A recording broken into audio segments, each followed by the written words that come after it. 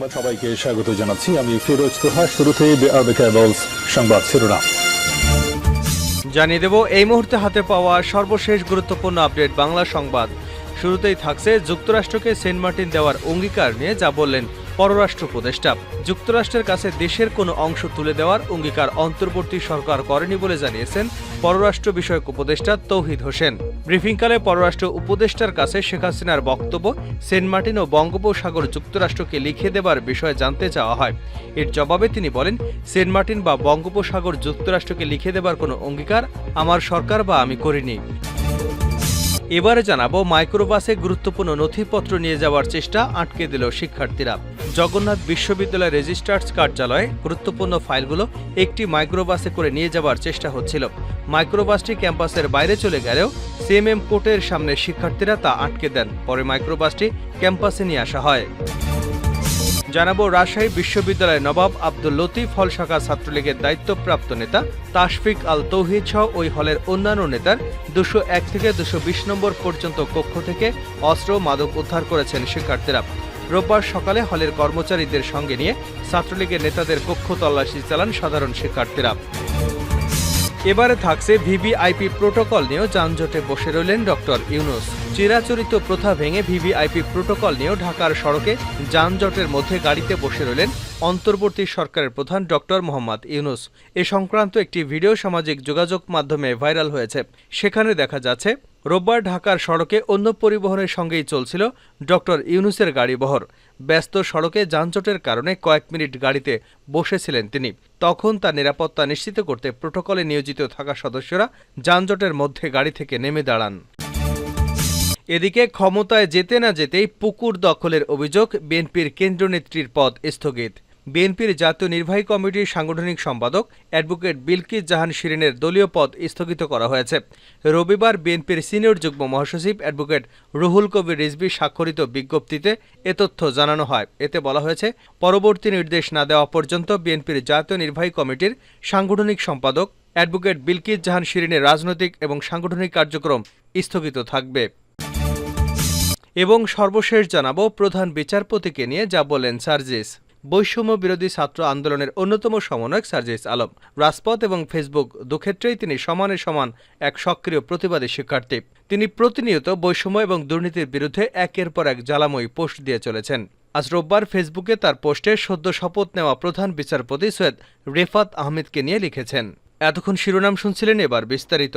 প্রিয় দর্শক, আপনি যদি এই চ্যানেলে নতুন হয়ে থাকেন, ভিডিওটি দেখতে দেখতে চ্যানেলটি সাবস্ক্রাইব করে আমাদের সঙ্গে থাকুন। আর এই ভিডিও সম্পর্কে আপনি আপনার মূল্যবান মতামতটি কমেন্ট বক্সে জানিয়ে দিন। আর হ্যাঁ প্রিয় দর্শক, জানিয়ে দিন ভিডিওটি কোথা থেকে দেখছেন। যুক্তরাষ্ট্রকে সেন্ট মার্টিন দেওয়ার অঙ্গীকার নিয়ে যা বলেন পররাষ্ট্র উপদেষ্টা। যুক্তরাষ্ট্রের কাছে দেশের কোনো অংশ তুলে দেওয়ার অঙ্গীকার অন্তর্বর্তী সরকার করেনি বলে জানিয়েছেন পররাষ্ট্র বিষয়ক উপদেষ্টা তৌহিদ হোসেন। রোববার পররাষ্ট্র মন্ত্রণালয় সাংবাদিকদের এক প্রশ্নের জবাবে একথা বলেন পররাষ্ট্র বিষয়ক উপদেষ্টা। ব্রিফিংকালে পররাষ্ট্র উপদেষ্টার কাছে শেখ হাসিনার বক্তব্য সেন্ট মার্টিন ও বঙ্গোপসাগর যুক্তরাষ্ট্রকে লিখে দেবার বিষয়ে জানতে চাওয়া হয়। এর জবাবে তিনি বলেন, সেন্ট মার্টিন ও বঙ্গোপসাগর যুক্তরাষ্ট্রকে লিখে দেবার কোনো অঙ্গীকার আমার সরকার বা আমি করিনি। তৌহিদ হোসেন বলেন, আমি শুধু এটুকু বলতে পারি, আমি এরকম কোনো অঙ্গীকার করিনি।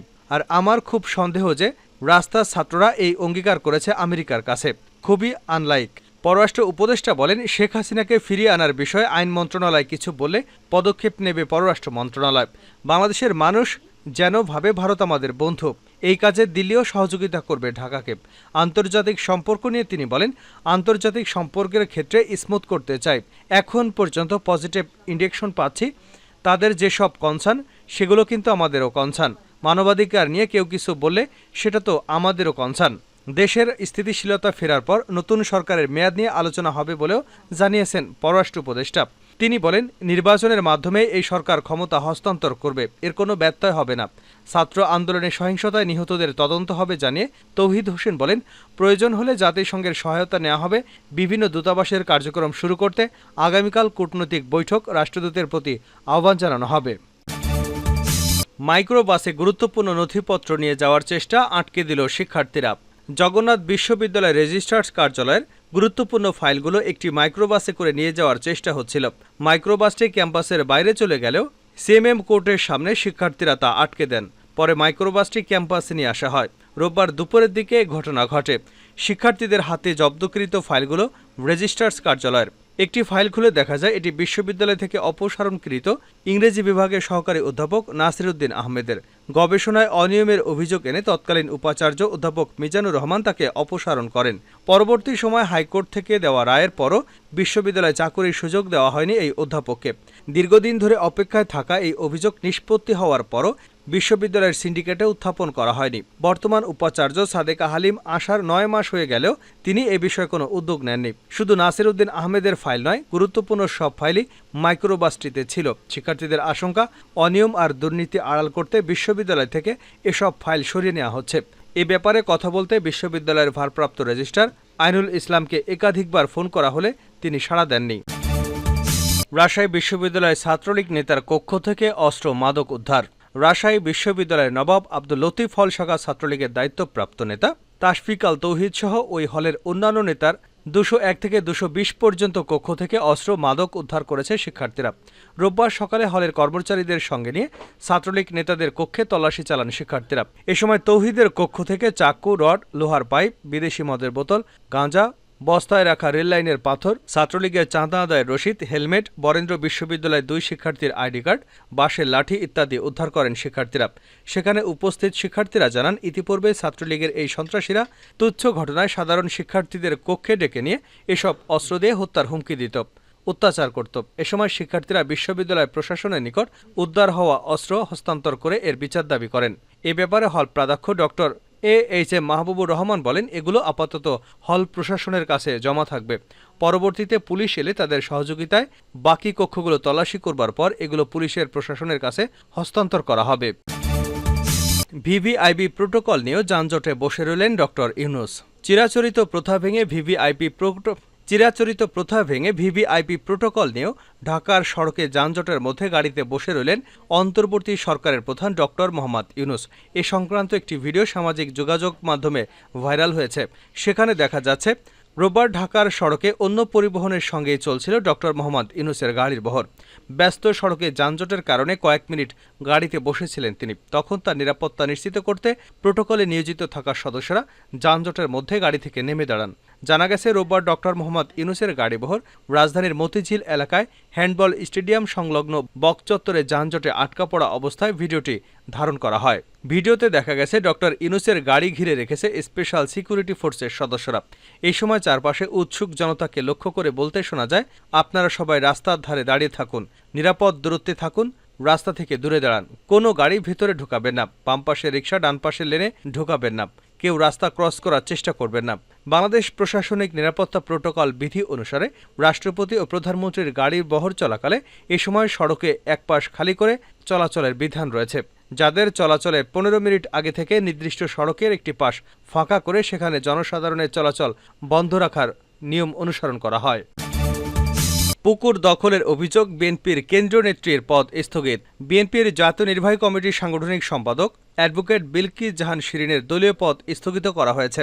রোববার বিএনপির সিনিয়র যুগ্ম মহাসচিব অ্যাডভোকেট রুহুল কবির রিজভীর স্বাক্ষরিত বিজ্ঞপ্তিতে এ তথ্য জানানো হয়। এতে বলা হয়, পরবর্তী নির্দেশ না দেওয়া পর্যন্ত বিএনপির জাতীয় নির্বাহী কমিটির সাংগঠনিক সম্পাদক বরিশাল বিভাগ হিসেবে অ্যাডভোকেট বিলকিস জাহান শিরিনের রাজনৈতিক এবং সাংগঠনিক কার্যক্রম স্থগিত থাকবে। এর আগে জনগণের নামে লিখে দেওয়া 10 কোটি টাকা মূল্যের পুকুর দখলের অভিযোগ ওঠে সংরক্ষিত নারী আসনের সাবেক এমপি বিএনপির বিলকিস জাহান শিরিন এবং তার পরিবারের বিরুদ্ধে। এ নিয়ে রবিবার বিভিন্ন সংবাদ মাধ্যমে খবর প্রকাশিত হয়। জানা যায়, টানা 4 রাত ট্রাক ভরে বালু এনে ভরাট করা হয় পুকুরটি। রাজনৈতিক পট পরিবর্তনের সুযোগে এই দখল বলে জানিয়েছে স্থানীয়রা। প্রধান বিচারপতিকে নিয়ে যা বললেন সার্জিস। বৈষম্য বিরোধী ছাত্র আন্দোলনের অন্যতম সমন্বয়ক সার্জিস আলম। রাজপথ এবং ফেসবুক দুক্ষেত্রেই তিনি সমান এক সক্রিয় প্রতিবাদী শিক্ষার্থী। তিনি প্রতিনিয়ত বৈষম্য ও দুর্নীতির বিরুদ্ধে একের পর এক জ্বালাময়ী পোস্ট দিয়ে চলেছেন। আজ রবিবার ফেসবুকে এক পোস্টে সদ্য শপথ নেওয়া প্রধান বিচারপতি সৈয়দ রেফাত আহমেদকে নিয়ে লিখেছেন সার্জিস। স্ট্যাটাসে লিখেছেন, অবশেষে প্রধান বিচারপতি হিসেবে শপথ নিলেন বিচারপতি সৈয়দ রেফাত আহমেদ। আমরা বিশ্বাস করি, আপনার থেকে দেশের মানুষ তাদের আস্থায় তাদের প্রতিদান পাবে। দেশের বিচার ব্যবস্থার উপর আবার মানুষের আস্থা ফিরে আসবে। স্ট্যাটাসে দল, মত, রাজনৈতিক আদর্শ সবকিছুর উপরে থাকুক ন্যায়, সত্য এবং দেশ বলে মন্তব্য করেন সার্জিস। সবশেষে লিখেন, আমাদের বাংলাদেশ। এর আগে আজ রবিবার দুপুর 12:50 বঙ্গভবনে দেশের 25তম প্রধান বিচারপতি হিসেবে শপথ নেন বিচারপতি সৈয়দ রেফাত আহমেদ। তাকে শপথ বাক্য পাঠ করান রাষ্ট্রপতি মোহাম্মদ শাহাবুদ্দিন চুপ্পু। শপথ অনুষ্ঠানে অন্তর্বর্তী সরকারের প্রধান উপদেষ্টা ডক্টর মোহাম্মদ ইউনূস উপস্থিত ছিলেন। গতকাল শনিবার দেশের 24তম প্রধান বিচারপতি উবাইদুল হাসান বৈষম্য বিরোধী ছাত্র আন্দোলনের দাবির মুখে পদত্যাগ করেন। তিনি ছাড়া আপিল বিভাগের আরও 5 জন বিচারপতি একই দিনে পদত্যাগ করেন।